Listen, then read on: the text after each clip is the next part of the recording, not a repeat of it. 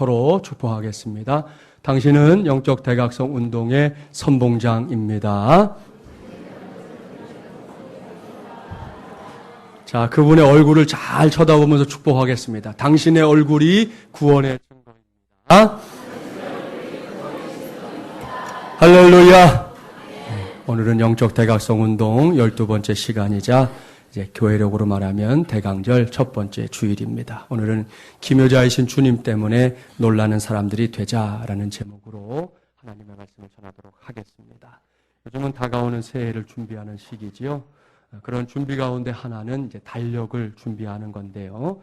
우리 교회는 이미 새해 달력이 준비되어 있습니다. 12월의 첫째 주일인 다음 주일에 이제 가정별로 나눠 드릴 테니까 집에 잘 걸어 놓으시고 내년에도 유익하게 사용하시기를 바랍니다. 여기서 이제 아는 성도들도 있겠지만 혹 모르는 성도들도 있기 때문에 한 가지를 더 설명하려고 합니다. 이 교회에 이렇게 들어오시면 교회에는 따로 교회력이라는 것이 있습니다. 이것은 예수 그리스도의 생애를 중심으로 구성되고 만들어진 이제 교회용 달력입니다. 그래서 교회력이라고 부르는데요. 그 교회력에 따르면 오늘이 대강절 첫 번째 주일인데 대강절 첫 번째 주일이 새해의 시작입니다. 교회력으로는 이제 오늘부터 2015년이 시작이 되는 거다라는 거예요. 대강절은 절대로 대강 지내라 그런 절기가 아니라는 거 기억하셔야 돼요. 대강절은 예수 그리스도의 탄생일로 지켜지고 있는 성탄절이 되기 전에 4번의 주일을 포함해서 지켜지는 교회의 절기입니다. 길에 가다 보면 혹 대림절이라고 쓰여 있는 현수막을 보실 수도 있을 거예요. 같은 의미입니다. 대강절, 대림절은 오늘 이 첫 번째 주일이 되면 대강절 화환에 이제 준비된 이 5개의 촛대 가운데 하나의 불이 켜지셨죠. 오늘 여러분의 눈앞에 첫 번째 촛불이 켜져 있는데 이제 첫 번째 주일이다 하는 의미고요. 다음 주가 되면 이제 두 번째 초, 또 세 번째 초. 그래서 성탄절 당일이 되면 5개의 초에 모두 이제 불이 켜지게 되는 것입니다. 이 촛불도 그냥 켜지는 것은 아니에요. 의미가 있어요. 그 의미는 세상의 모든 죄를 대신 짊어지기 위해 이 땅에 오신 예수 그리스도의 초림을 기억하는 데에 있습니다. 그래서 죄를 상징하는 짙은 색의 초부터 이제 하얀색으로 하나씩 촛불이 이어지게 되는 겁니다. 아울러 이 대강절은 다시 오실 예수 그리스도의 재림을 고대하는 모든 그리스도인들의 믿음을 표현하는 절기이기도 합니다. 이러한 절기의 의미를 깊이 생각하면서 오늘도 말씀도 나누겠지만 이제 우리가 이번 한 달 동안은 이 대강절을 깊이 생각하고 또 절기의 은혜를 함께 나누면서 갈 수 있는 우리 마두문이란 가족들이 되기를 바랍니다. 오늘 제가 먼저 전할 말씀에 전제가 있어요. 그것은 2000년 전에 이 땅 위에 아기 예수님이 오신 사건, 신학에서는 우리가 성육신이라고 부르는 그 사건이 결코 그저 어느 날 갑자기 혹은 우연히 일어난 일이 아니다 하는 사실입니다. 그렇습니다. 구약 성경을 펼쳐보면 예수님께서 이 세상에 오시기 전에 이미 예수님의 탄생과 또 생애에 관한 예언들이 부지기수로 기록되어 있는 것을 볼 수 있습니다. 대표적인 말씀 한 곳을 찾아볼게요. 오늘 같은 본문인 이사야서 7장으로 가보겠습니다. 7장, 앞으로 몇 장만 가시면 되죠. 14절 말씀 한 절 봉독해 보려고 합니다. 구약 976쪽 이사야 7장 14절 함께 봉독해 볼까요? 그러므로 주께서 친히 징조를 너희에게 주실 것이라. 보라, 처녀가 잉태하여 아들을 낳을 것이요 그의 이름을 임마누엘이라 하리라. 아멘. 할렐루야. 이사야 선지자는 주전 8세기의 사람입니다. 그러니까 이사야서가 주전 8세기 BC 8세기의 기록이라는 거죠. 이 시기는 구약의 역사에 있어서 매우 힘겨운 시기였습니다. 결코 태평성대가 아니었습니다.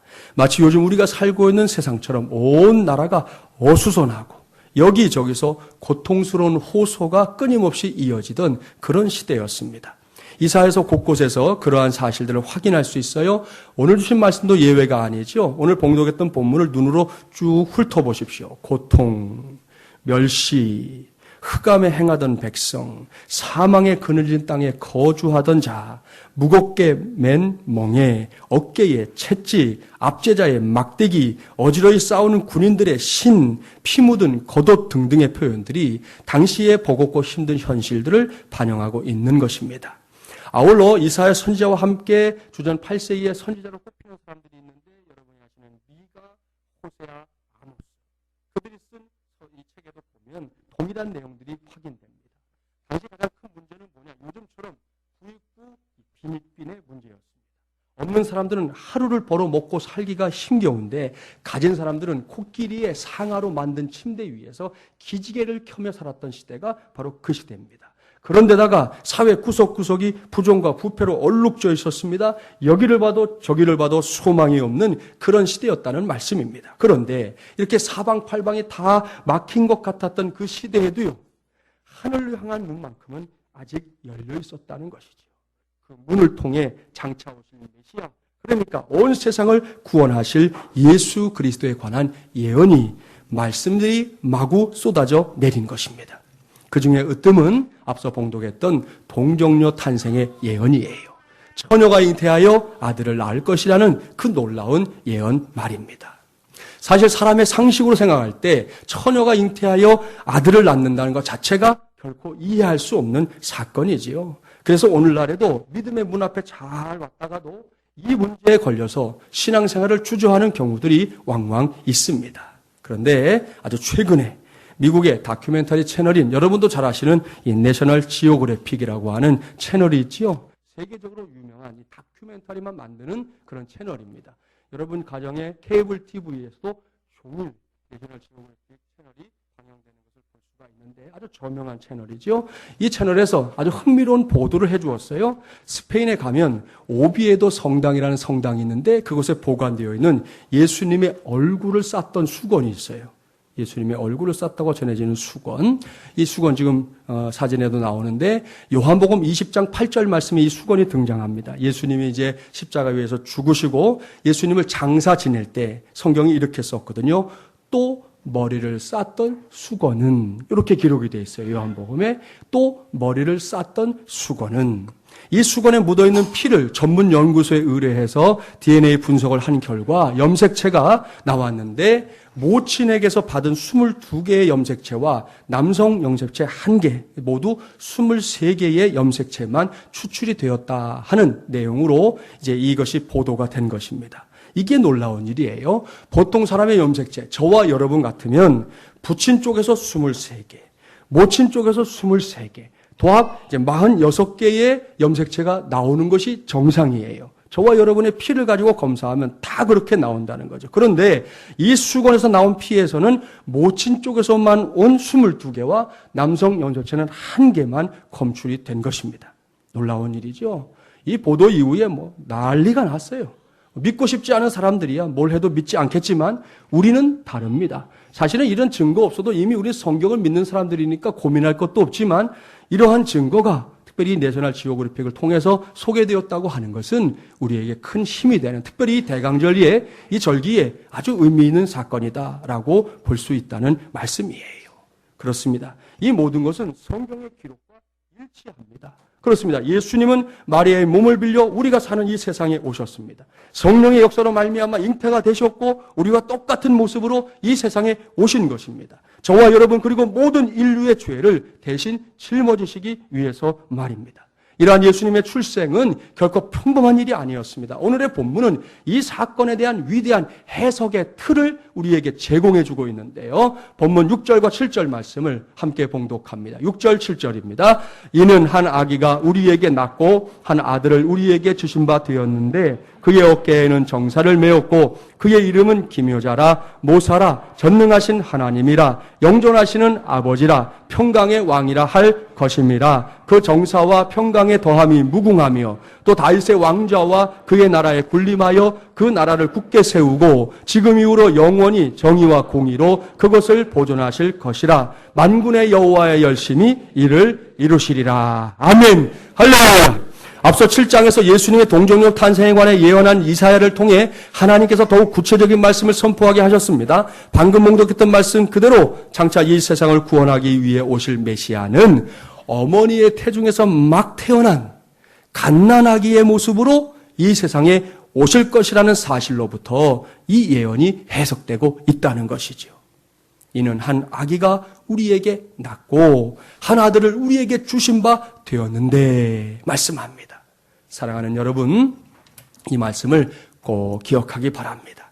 이사야 선지자는 여기서 이 아기가 바로 온 세상을 죄와 사탄의 권세로부터 구원해낼 메시아라고 매우 분명하게, 매우 단호하게, 무엇보다 조금도 꾸밈없이 선포하고 있습니다.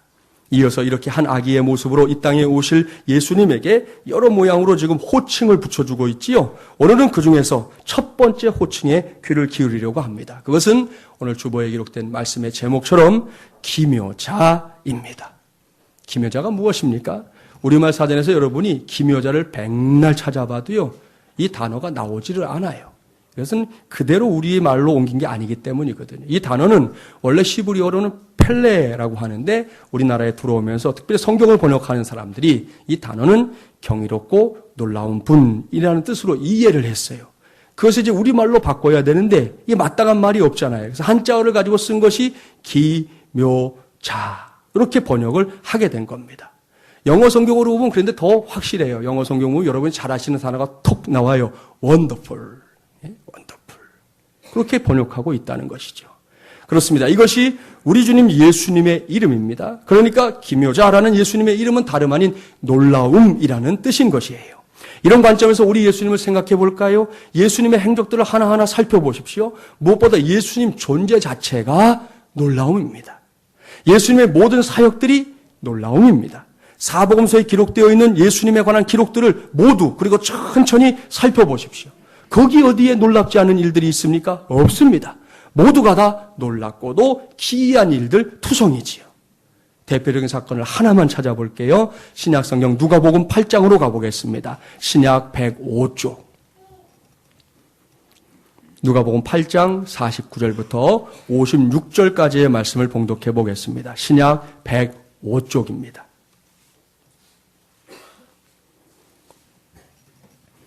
49절부터 56절 함께 봉독해 볼게요.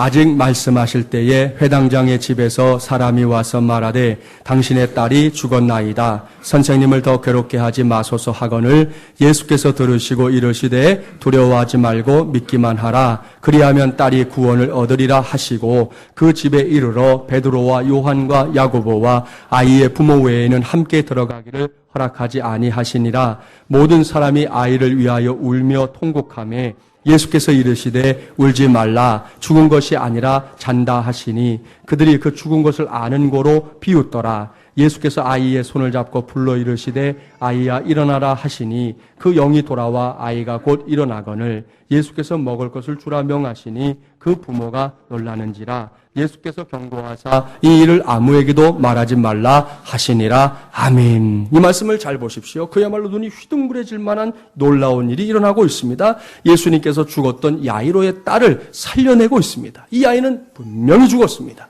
그 사실을 부모도 알고 있었습니다. 그런데 예수님께서는 그 부모를 데리고 딸아이가 싸늘한 죽음으로 변해 있는 그 방으로 들어가셨습니다. 그러더니 죽은 아이를 그 자리에서 살려내셨습니다. 할렐루야. 그러니 이것이 어찌 보통 일이겠습니까? 오늘 마지막 말씀인 56절 말씀에 따르면 이 아이의 부모인 야이로 내외가 자기의 딸이 살아난 사실 때문에 놀란 것이 아니라 그 일을 행하시는 예수님을 보면서 놀랐다고 그렇게 결론을 내리고 있습니다. 사랑하는 마중물이란 가족 여러분, 이분이 바로 우리의 주님인 예수님입니다. 따라서 예수님을 가리켜 기묘자라고 부르고 있는 이사야 선지자의 예언은 결코 거짓이 아닙니다. 매우 정확한 하나님의 말씀입니다. 그렇다면 그런 주님을 확실하게 믿고 따르는 사람들이 체험하게 될 삶이 어떤 것일지 충분히 짐작할 수 있지 않겠습니까? 그건 역시 놀라움이 될 줄 믿습니다. 그렇습니다. 경이롭고 놀라운 삶이 그들을 오늘로 말하면 저와 여러분을 기다리고 있다는 것입니다. 얼마나 흥분되고 신바람 나는 일입니까? 기독교의 역사 속에는 이렇게 주님으로 인해 놀라운 일들을 체험한 사람들 참 많습니다. 유명한 찬송가 작사가인 파니 크로스비가 대표적인 인물이에요. 사진에도 나오지만 그녀는 신앙이 좋은 할머니와 어머니 밑에서 성경을 배우며 자랐습니다. 그러나 그녀는 이 육체의 질병, 사진에도 나오지만 앞을 보지 못하는 맹인으로서의 살아야 했던 그런 어두움 때문에 날마다 괴로워했습니다. 그래서 자신의 인생을 원망하고 사회를 원망하고 부모와 하나님까지 원망했습니다. 그러한 그녀의 원망하는 마음은 주일마다 설교 말씀을 들어도 결코 변화되지 않았습니다. 그런데 그녀에게는 그녀를 진심으로 사랑해주는 데오도르 캠프라는 선생님이 있었습니다. 그 선생님은 항상 그녀에게 하나님의 말씀을 가지고 복음을 들려주었어요. 그러다가 이제 뉴욕에 전염병이 유행하는 엄청난 일이 일어납니다. 그 와중에 파니 크로스비가 꿈속에서 자기의 선생님이 죽어가는 광경을 보게 돼요. 그 꿈에서 선생님이 죽어가면서 묻습니다. 네가 나를 천국에서 만나줄 수 있겠니? 라고 물었습니다. 잠에서 깬 크로스비는 자신 안에 천국에 갈 확신이 없음을 깨닫고 매우 불안해졌습니다. 그때부터 크로스비는 어떻게 하면 하늘나라에 갈 수 있는지, 어떻게 하면 인생의 의미를 찾고 풍성한 열매를 맺을 수 있는지를 고민하기 시작했습니다. 그녀는 고민 끝에 간호원이 되기로 결심을 해요. 이런 거지요. 착한 일 하다가 죽는 게 좋겠다 생각한 거지요. 이렇게 생각한 그녀는 전염병이 유행하고 있는 뉴욕에서 간호원이 되려고 지원을 하긴 했지만 그녀의 마음속에는 여전히 평안이 없었습니다. 왜냐하면 그녀에게는 이 죽음 건너편에 있는 영원한 생명에 대한 확신과 소망이 없었기 때문입니다. 그렇게 불안한 마음으로 하루하루를 살던 그녀가 1850년 11월 20일에 한 교회에서 열린 전도 집회에 참석했습니다. 집회의 설교가 끝나고 찬송가가 불려지는데 이 찬송을 부르다가 그녀가 예수 그리스도께서 자기를 부르시는 은혜를 체험하게 됩니다. 우리가 다 아는 찬송, 웬 말인가 날 위하여 주 돌아가셨나, 이 벌레 같은 날 위에 큰 해 받으셨나, 늘 울어도 눈물로써 못 갚을 줄 알아, 이 몸밖에 더 없어서 이 몸 바칩니다. 그녀는 그날 주님 앞에 고백합니다. 주님, 내가 스스로 내 인생을 고쳐보려고 노력했지만 실패했습니다. 나의 인생을 주님께서 맡으시고 주관하시고 변화시켜 주시옵소서. 이렇게 고백하는 크로스비를 주님께서 기꺼이 만나주셨어요. 그 후에 그녀가 주옥 같은 찬송가들을 작사하고 부르면서 수많은 영혼들을 구원해내는 역사의 주역이 되었는데요. 95세가 되기까지 무려 8,000곡의 찬송가 시를 쓰게 됩니다. 놀라운 일이에요. 그중에서 우리가 사용하고 있는 찬송가로는 391장에 실려있는 찬송이 그녀가 남긴 고백 가운데서 가장 위대한 고백으로 꼽힙니다. 우리 반주 없이 한번 그냥 불러볼게요. 오 놀라운 구세주 예수 내 주 참 능력의 주시로다. 큰 바위 및 샘솟는 그곳으로 내 영혼을 숨기시네.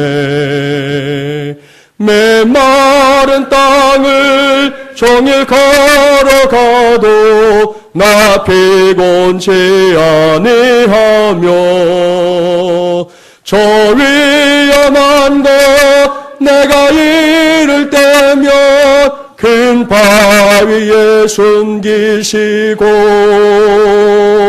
주 손으로 덮으시네. 할렐루야. 사랑하는 여러분, 이것이 그녀의 고백입니다. 이 찬송의 고백 하나하나에 귀를 기울여 보십시오. 그 영혼의 외침을 들어보십시오. 파니 크로스비 그녀가 지금 놀라고 있습니다. 그런데 그 놀람이 자기 자신에게 일어난 어떤 일 때문에 놀라는 게 아닙니다. 그녀는 지금 주님 때문에 놀라고 있습니다. 그 주님은 능력의 주님입니다. 메마른 땅을 헤치고 살아가고 있는 나를 피곤치 않게 도우시는 주님입니다. 심지어 위험한 곳에서는 어떻게 하신다고요? 그 손으로 나를 덮어서 숨겨주시고 이 고난의 때를 이겨내게 하시는 주님이십니다. 이 모두가 주님 때문에 놀라고 있는 그녀의 삶이라는 거지요. 따라서 그녀가 지금 주님 앞에서 올려드릴 수 있는 고백은 한 가지. 놀라우신 주님, 기묘자이신 주님, 오늘도 저는 주님 때문에 놀랐습니다. 그것도 깜짝 놀랐습니다. 이것이 신앙입니다. 이것이 우리가 믿음의 뿌리를 붙잡고 사는 삶입니다. 유명한 강해 설교가인 마틴 로이드 존스 목사님은 그리스도인을 이렇게 정의했습니다. 그리스도인이란 무엇인가? 그리스도인이란 용서받은 사실을 당연하게 여기지 않고 그것에 감격할 줄 아는 사람이다. 기가 막힌 지적입니다. 그리고 이것이 오늘 우리 모두의 고백이 되고 있는지 살펴봐야 합니다. 요즘 많은 사람들이 시간이 너무 빨리 흐른다고 말합니다. 정말 그래요. 월요일이구나 생각하는데 벌써 또 주일이더라고요. 얼마나 빠른지 모릅니다. 이렇게 빠른 시간이 흐르면 흐를수록 다른 사람들은 모두 굳어진다고 말합니다. 나이가 들어가면서 우리 안에 남아있던 감성들이 다 죽는다고 말합니다. 하지만 우리는 다릅니다. 아니, 반드시 그렇지 않아야만 합니다. 저와 여러분이 기묘자이신 예수님을 구세주로 믿고 사는 사람들이 분명하다면 그렇지 않아야만 합니다. 도리어 시간이 가면 갈수록 경이로움을 느끼는 영역이 이전보다 더 넓어지고 더 커지는 사람들이 되어야 할 줄 믿습니다. 이런 사람들이야말로 그리스도인 중에 그리스도인이요 영적 대각성 운동의 선봉장들이 될 수 있기 때문입니다. 따라서 우리 모두는 항상 주님 때문에 놀라는 사람들이 되어야 합니다. 그러기 위해서는 무엇보다 나를 위해 일하시는 하나님의 역사를 볼 수 있는 믿음의 눈을 자꾸만 키워야 합니다. 믿음의 눈으로 보는 세상이 따로 있다는 거예요. 이 육신의 눈으로 보는 그 세상에 머물지 말고 믿음의 눈으로 세상을 보고 하나님의 역사를 봐야 한다는 말씀입니다. 그렇습니다. 이러한 눈이 우리에게 있을 때 우리는 놀라움이라는 하나님의 은혜를 이제는 남의 사건이 아니라 나의 사건으로, 우리의 사건으로 얼마든지 누리게 될 줄 믿습니다. 지구촌 교회의 원로 목사님이 되신 이동원 목사님의 체험담이에요. 한 청년 집회에서 말씀 전하는 일을 앞두고 있을 때였습니다. 목사님은 그 주간에 월요일부터 수요일에 걸쳐서 자신이 목회하던 교회에서 이제 세미나 마치고 수요일 낮 12시에 수요 예배 겸 수료 예배를 끝냈습니다. 그리고는 이제 저녁에 부산에서 청년 대집회를 인도할 계획이었습니다. 당시에 부산 시내가 생긴 후에 처음으로 청년과 대학생들이 함께 모여서 사흘 동안 집회를 열고 있었고 목사님이 이제 마지막 시간 마지막 강사였던 것입니다. 교회 사역을 마무리하고 서둘러서 교회에서 2시쯤 출발해서 공항에 딱 도착했는데 부산으로 가는 비행기가 모두 취소되었다는 거예요. 이유는 김해공항의 비와 안개 때문이었습니다. 카운터에서는 40분 내지 50분 후에 혹시라도 비행기가 뜰지도 모른다고 말했습니다. 그래서 목사님은 할 수 없이 한 1시간 정도를 기다렸지요. 그러나 시간이 되었어도 비행기는 떠날 기미를 보이지 않았어요. 그래서 부산에 전화를 걸어서 비행기가 못 떠난다고 하는데 어떻게 할까요? 라고 했더니 그쪽에서는 목사님, 수단과 방법을 가리지 말고 오십시오. 5천 명의 젊은이들이 기다리고 있습니다. 라고 했습니다. 목사님이 난감했어요. 아시아나 항공, 대한항공 번갈아 가면서 알아봤지만 헛수고였습니다. 김해공항뿐만 아니라 울산, 포항 비행장 등등 모두 취소되어 있었습니다. 다급해진 목사님이 다시 전화를 부산에 걸었는데 여전히 수단과 방법을 가리지 말고 오라 했습니다. 목사님이 그랬대요. 이제는 수단과 방법이 다 떨어졌습니다. 그렇게 말했지만 부산에서는 목사님, 그러면 택시라도 타고 오세요. 어떤 택시는 3시간 30분이면 도착한다고 합니다. 저는 이런 택시가 있는지 모르겠어요. 하여튼 그랬다는 거예요. 그때가 5시가 다 되어가는 시간이었지만 집회 관계자의 말을 듣고 목사님이 공항 밖으로 나가서 택시기사님을 이제 붙잡고 물었어요. 여기서 3시간 30분이면 부산까지 갈 수 있습니까? 그러자 기사님이 아저씨 이렇게 비가 오는데 어떻게 갑니까? 최소한 5시간은 걸립니다. 라고 했어요. 그러면 10시가 넘어야 부산에 도착하는데 그때는 이미 집회가 끝날 시간이라 가봐야 소용이 없을 것 같았습니다. 다시 전화를 걸어서 형편이 이래서 도저히 못 갈 것 같다 말했더니 또다시 수단과 방법을 가리지 말고 오라는 거예요. 이 목사님이 또 얘기했어요. 이제는 정말 불가능합니다. 대답했습니다. 사실 그쯤에는 목사님의 마음에도 가지 않았으면 좋겠다 하는 생각이 들었다는 거예요. 뭐 사람이 그렇잖아요. 사흘 동안 교회에서 세미나 인도했지요. 너무나 피곤했습니다. 나름 노력했는데 가려고 했는데 안 된 거니까 그래도 할 만큼 했다는 생각까지도 들었다는 거죠. 그런데 부산에서는 뭐 막무가내로 오라는 거예요. 그때 다시 공항 카운터에 가니까 마침 진주로 가는 비행기가 6시에 있다는 거예요. 그래서 진주에서 부산은 얼마나 걸립니까? 라고 했더니 2시간 정도 걸리지만 보통 차가 밀리면 3시간 정도 걸린다는 거예요. 다시 부산에 전화해서 상황을 말했더니 늦게라도 오시면 준비위원들이 살 것 같다고 하기에 어쨌든 6시에 진주로 가는 비행기를 탔습니다. 비행기 안에서 목사님이 이런 생각이 들었답니다. 하나님 뜻이 있겠지. 하나님 저는 모르지만 부산 집회에 대한 하나님의 뜻이 있다면 하나님의 뜻을 이루어 주시옵소서. 그렇게 이제 진주에 7시 10분쯤 도착해서 택시를 잡으려고 하는데 그때 가도 빨리 가도 9시 10분이나 도착하는 거잖아요. 갑자기 엥 하면서 경찰차가 오더니 여기에 이동원 목사님이 계십니까? 라고 하면서 목사님을 찾더래요. 그래서 목사님이 엉겹길에 전대요? 라고 대답을 했더니 무조건 타라는 거예요. 그러면서 경찰들이 하는 말이 자기들이 부산 KBS 홀까지 모셔오라는 특명을 받고 왔다는 거예요. 그 경찰차는 고속도로 순찰차였는데 진짜 최단 시간, 그러니까 8시 45분 목사님을 모임 장소까지 데려다 주었습니다. 강사 목사님이 도착하니까 뭐 박수를 치고 난리가 났어요. 목사님 평생에 그렇게 많은 박수 받아본 적이 없었답니다. 그때 준비위원 한 분이 목사님 10시까지만 이 홀을 사용하게 되어 있기 때문에 설교하실 시간이 30분밖에 없겠습니다. 그러더래요. 그러니까 목사님은 자기 생애에 있어서 가장 애를 태우고 간 집회인데 가장 짧은 설교를 해야만 했던 거지요. 그런데 놀라운 일이 벌어졌습니다. 젊은이들이 그 짧은 설교 속에서 얼마나 열광적으로 반응하는지 선교사로서의 초청을 하니까 절반 이상이 반응을 보였습니다. 목사님이 그 광경을 보면서 깜짝 놀랐다는 것이죠. 그 모든 상황을 보고서 비로소 영적인 상황을 분별하실 수 있었다는 거예요. 하나님께서는 이 집회를 하나님의 뜻 가운데 계획하셨지만 방해하는 세력이 이 집회를 막고 강사가 오지 못하도록 했던 것입니다. 이 목사님도 그러한 상황들을 사람의 뜻으로 그저 받아들이려 했었습니다. 그러나 하나님은 계속해서 성령으로 역사하셨고 결국 수많은 젊은이들이 그들의 생애를 바치는 그 현장에서 목사님은 자기의 어리석음을 회개하지 않을 수 없었다고 그렇게 고백했습니다. 사랑하는 마중물야랑 가족 여러분 보십시오. 이도원 목사님께서도 주님 때문에 놀라고 있는 겁니다. 사실 본인은 그다지 기대도 하지 않았던 집회였습니다.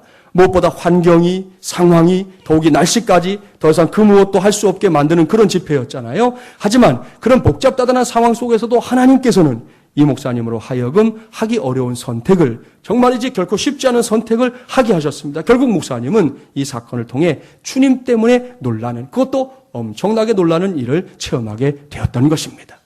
이런 일들은 그저 저 바깥에서만 일어나는 게 아니에요. 우리 교회 안에서도 일어나고 있습니다. 지난 예랑제 날을 기억하십니까? 11월 16일 말입니다. 예랑제를 준비하면서 기도하고 있는데 일기예보가 비가 온다는 거예요. 사실 기존의 성도들도요, 오늘처럼 비가 오면 이렇게 쭉 쳐지는 종이 교인들이 있어요. 교인들이 종류가 많은데 그 중에 하나가 종이 교인이에요. 비가 오면 도무지 교회에 오는 거를 아주 힘들어하는 분들이 있다고요. 믿는 분들도 그런데 하물며 아직 하나님을 알지 못하는 새가족들의 경우에는 비가 오면 교회에 오고 싶겠습니까? 약속했던 것도 좀 미루든지 취소하든지 그렇게 하지 않겠어요? 그래서 기도했습니다. 좋은 날씨를 주시라고요. 그 주간 금요기도에 참석했던 분들은 아십니다. 제가 인도하면서 이 기도 제목 내놓고 이번 예랑제 날 비가 온다고 지금 예보가 있으니까 우리 이거 기도해야 합니다. 좋은 날씨를 주셔야 새가족들이 옵니다. 그렇게 이제 이야기라고 함께 기도했던 거 기억하는 분들도 있을 겁니다. 그런데 토요일이 됐는데도 여전히 비가 온다는 예보뿐이었어요. 그런데요, 토요일 오후에 진짜 놀라운 일이 일어났어요. 제가 주일을 준비하기 위해서 컴퓨터 앞에 앉아서 이렇게 뭐 일을 보고 있었는데 그 네이버라는 인터넷 사이트 아시죠? 그 첫 페이지 오른쪽 상단 쪽에 보면 거기에 일기예보가 그림으로 이렇게 묘사가 되어 있어요. 오늘 날씨, 내일 오전, 내일 오후 이렇게 세부적으로 날씨 안내가 나오는데 제가 처음에 딱 봤을 때는 분명히 비가 온다는 그림이었어요. 보여드릴게요. 요게 딱 나왔다고요. 빗방울에 우산이 있는 그림. 아시죠? 보신 적 있죠? 이게 탁 나온 거예요. 그래서, 이거는 안 되는데. 내일은 정말 다른 날은 뭐 비가 와도 괜찮은데, 예랑제 날은 진짜 안 되는데. 하나님께 기도하는데, 제가 정확히 기억해요. 오후 5시가 넘어가는 그 순간이었는데, 여러분 홈페이지들이 이렇게 정기적으로 업데이트가 돼요. 그래가지고, 처음에 나왔던 게 한번 이렇게 바뀌는 때가 오거든요. 그 순간 딱 바뀌는데, 저렇게 바뀌었어요. 딱 바뀌더니, 해와 구름이 있는 그림으로 이게 싹 바뀌어버리더라고요. 제가 그거 제 눈으로 목격한 건 처음이에요. 이렇게 보다가 깜짝 놀랐어요. 그리고는 기도응답이다 확신했어요. 다음 날 아니나 다를까 하나님은 너무나도 정확하게 좋은 날씨로 응답해 주셔서 우리가 예랑제를 은혜 가운데 치를 수 있었습니다. 놀랍지 않습니까? 내일 아니라고 별로 안 놀라워 하시지만 저는 놀랐다 이거예요. 하여튼 알아서 하세요. 전 놀랐다고 이것 때문에. 그뿐이 아닙니다. 그 주간 금요 기도회 온 성도들과 이미 나눈 간증이에요. 목요일 오후, 그러니까 금요일 날이었으니 그 전날이죠. 지난 여름 농촌 선교 때 우리가 섬겼던 이와리 교회 조무리 목사님이 전화를 주셨어요. 오랜만에 전화하셨는데 반갑게 인사를 나누는데 그 목사님이 뭐라고 하느냐. 목사님, 지난번에 마중물예람교회가 다녀간 뒤에 제가 전도 폭발팀과 함께 전도할까라고 말씀드렸지 않습니까? 네, 알고 있습니다. 저도 그래서 이와리 생각할 때마다 목사님과 그 사역을 위해서 기도하고 있습니다. 그랬어요. 그랬더니 목사님이 얘기하는 거예요. 목사님, 그동안 제가 20가정을 찾아가서 가가호 전도를 했는데요.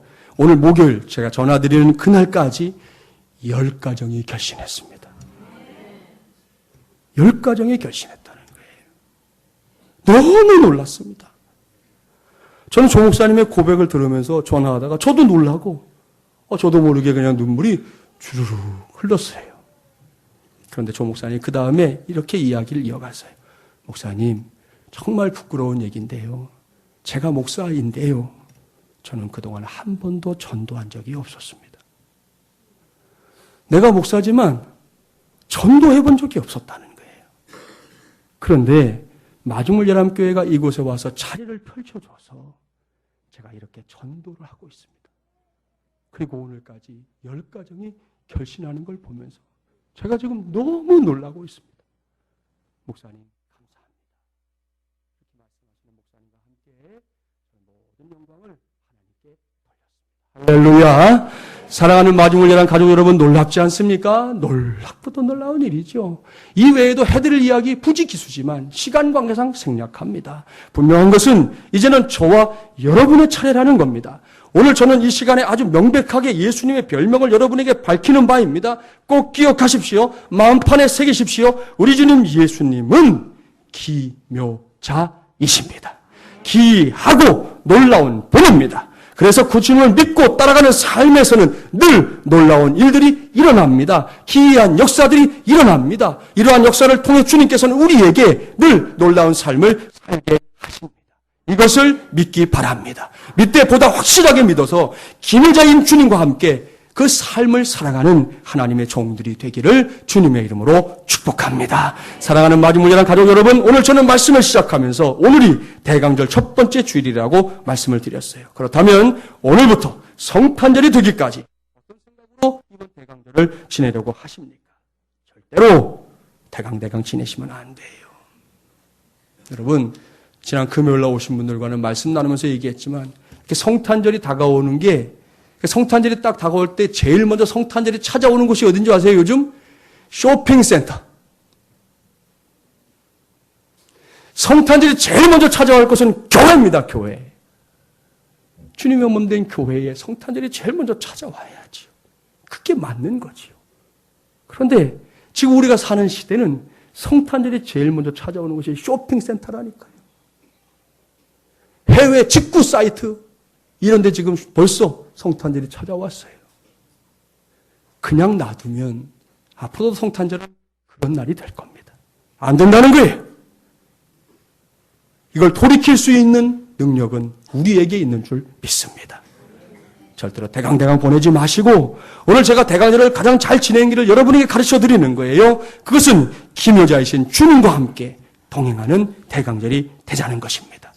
그러면 주님께서는 매일매일 우리 모두에게 놀라운 일들을 체험하게 하실 줄 믿습니다.